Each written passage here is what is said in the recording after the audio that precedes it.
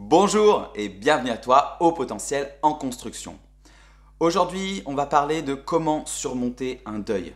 Tu en as peut-être déjà vécu un ou pas et c'est quelque chose qui te fait peur et on va voir comment arriver à rendre même le passage d'un deuil, on va dire, comme quelque chose de positif dans ta vie. Le deuil, forcément, c'est perdre une personne qui t'était chère ou côtoyer une personne qui a perdu quelqu'un qui lui était cher. Dans tous les cas, c'est un lien affectif que tu ne pourras plus jamais revivre, reconstruire avec la personne qui est décédée. Et il y a déjà en fait quelque chose que dont j'aimerais qu'on parle, c'est sur la vision de la mort, puisque c'est bien ça. La mort, c'est irréversible. La personne disparaît à tout jamais, et c'est pas comme quelqu'un qu'on a décidé d'enlever de sa vie.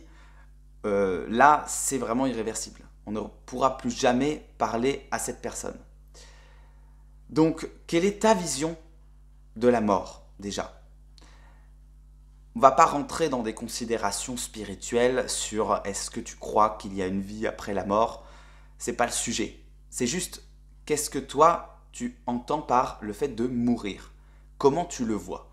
Est-ce que tu vois la mort comme quelque chose de positif, de négatif, de nécessaire, d'essentiel? Comment tu l'envisages? La mort pour moi, c'est quelque chose d'essentiel à la vie. De la même manière qu'il n'y a pas de lumière sans obscurité, il n'y a pas de vie sans mort. Ça fait partie en fait du cycle de la vie. Il y a quelque chose de naturel en fait dans la mort, comme dans tout en fait. Que ce soit toi ou l'activité que tu es en train de faire ou cette vidéo, tout a une durée. Tout a un début et une fin. Donc en fait déjà être dans cette situation consciente que la mort n'est pas négatif comme quelque chose qui signe la fin, mais comme une étape nécessaire au processus de vie. La vie se succède à la mort, etc., etc.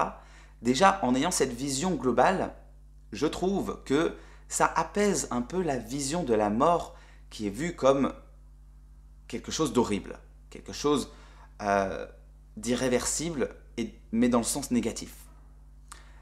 Si on prend les saisons, par exemple, après l'hiver, la mort, vient du coup la naissance, le printemps, etc., etc. Bien sûr, il y a l'automne et l'été, mais tu vois où je veux en venir. C'est-à-dire qu'après un processus finalement de grand froid, de mort, de passivité, il y a l'émergence de quelque chose. Il y a le printemps, les arbres qui fleurissent, etc., etc.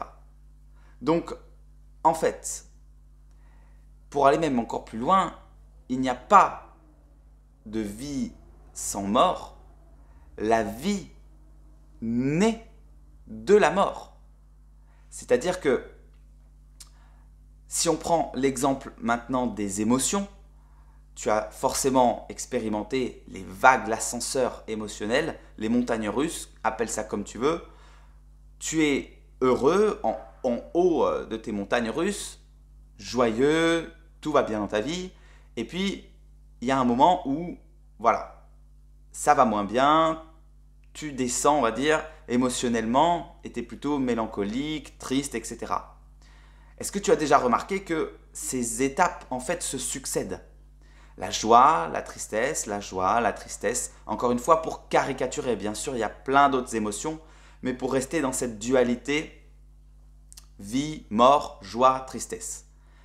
Et est-ce que tu as déjà remarqué que c'est en sortant, en surmontant les épreuves de tristesse les plus dures, les plus profondément ancrées en toi, que tu as réussi à sublimer la tristesse pour en faire quelque chose de magique? Tu vois, il y a beaucoup d'artistes qui écrivent leurs plus belles chansons en sortant parfois d'un deuil, d'une rupture, de choses très négatives. des traumatismes qu'ils ont subis. Et ça, c'est parce que justement, la mort, la tristesse, permet en fait de rebondir. Si on s'en sert, bien sûr. Sinon, on peut rester au fond du trou très longtemps et c'est pas le sujet de cette vidéo. On va partir du principe que tu es quelqu'un de résilient et dans cette dynamique, à chaque fois que tu as des traumatismes, en fait, eh bien, tu en ressors encore plus fort et ce rebond, en fait, eh bien, c'est la vie qui naît littéralement à partir de la mort, de la tristesse. Si on reprend maintenant l'exemple, le sujet de cette vidéo, qui est de surmonter le deuil. Déjà, avec cette vision de la vie et de la mort, je pense que ça t'aide forcément à considérer la vie et la mort d'une autre manière, à peut-être ne plus avoir aussi peur de mourir, parce que la peur de mourir est liée à la peur de vivre. Souvent, on s'empêche de faire des choses par peur de mourir, alors que du coup, les instants qu'on vit, on ne les vit pas pleinement. Si tu as conscience de cette dualité nécessaire à la vie, c'est-à-dire l'alternance vie-mort, même biologiquement en fait, dans tes cellules, ça ne se voit pas comme ça. Tu as l'impression que tu es le même, ta peau, tes sens, mais en fait, tu n'es pas la même personne que celle que tu étais au début de cette vidéo. Parce que, même si c'est à une échelle très petite, tes cellules meurent, puis se régénèrent, puis meurent, puis se régénèrent, et revivent éternellement. Jusqu'à évidemment la mort de ton corps. Et donc, justement, quand tu as une relation très forte avec quelqu'un, quel qu'il soit, et que tu le perds, en fait, c'est justement le corps qui arrive au bout de ce processus de régénération et qui meurt. Mais la personne telle que tu la connais, avec qui tu as échangé et vécu des moments incroyables, cette personne-là, elle ne meurt pas. Pourquoi elle ne meurt pas? Parce qu'elle sera dans ta tête et dans ton cœur toute ta vie. Toute ta vie est dans la tête et le cœur de toutes les personnes qu'elle a rencontrées et qu'elle a marquées de sa présence dans leur vie.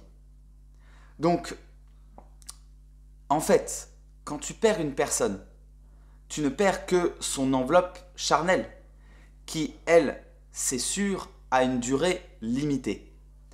Mais cet échange d'amour que vous avez eu, amour au sens large, hein, l'amour, ça peut être envers sa famille, envers ses frères et sœurs, envers ses amis, envers ses amoureux, envers même un animal qui a énormément compté pour toi.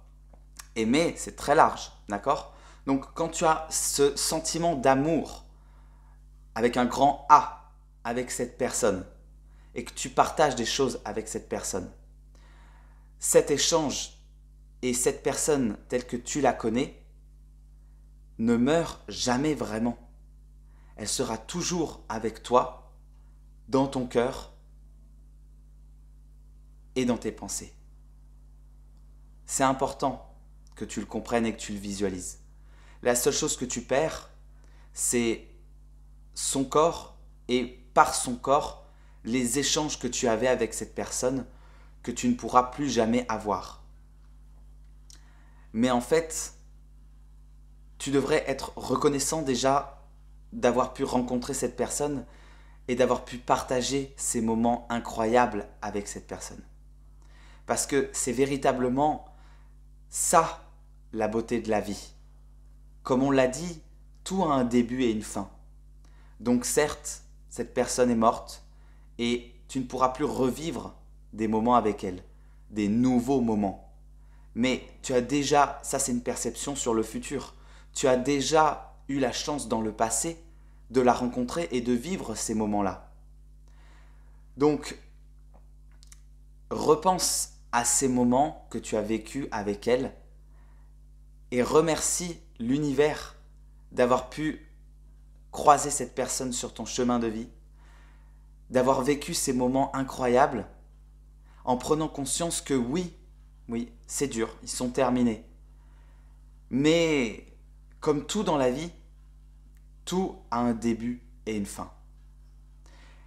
Et dernière chose, il y a souvent quelque chose aussi qui arrive dans le processus comme ça de guérison, dans le deuil, c'est que les moments qu'on partageait avec cette personne réveillaient en fait une partie de nous qui, on a tendance à le croire, meurt en même temps que cette personne meurt parce que la relation meurt. Alors c'est sûr, encore une fois, tu ne pourras pas revivre des moments avec cette personne. Mais la version de toi que tu as été avec cette personne ne meurt pas. Elle est toujours là. Juste cette partie de toi, cette version de toi, ne peut plus s'exprimer avec cette personne. Parce que cette personne n'est plus là et que cet échange entre vous ne peut plus se faire. Mais cette version de toi, cette partie de toi que tu exprimais avec cette personne, tu vas pouvoir l'exprimer à nouveau avec d'autres personnes dans d'autres situations différentes. Et pour ça, il faut déjà que tu acceptes de laisser partir cette personne, de laisser ses souvenirs ancrés en toi vivre de manière positive pour te permettre d'exister à nouveau, puisque toi, tu as la chance, puisque tu me regardes, d'être en vie. Et si tu as besoin d'un coaching plus personnalisé, bien sûr, tu peux prendre rendez-vous avec moi, les infos sont en barre de description. Sinon, j'espère que cette vidéo t'aura aidé. Abonne-toi et n'hésite pas à lâcher un petit commentaire, ça fait toujours plaisir pour me dire ce que tu en as pensé. Je les lis tous et j'y réponds dans la mesure du possible à tous aussi. Et continue à développer ton haut potentiel, cette version exceptionnelle que tu es et qui n'attend que d'être développée encore un peu plus chaque jour. Prends soin de toi et à bientôt.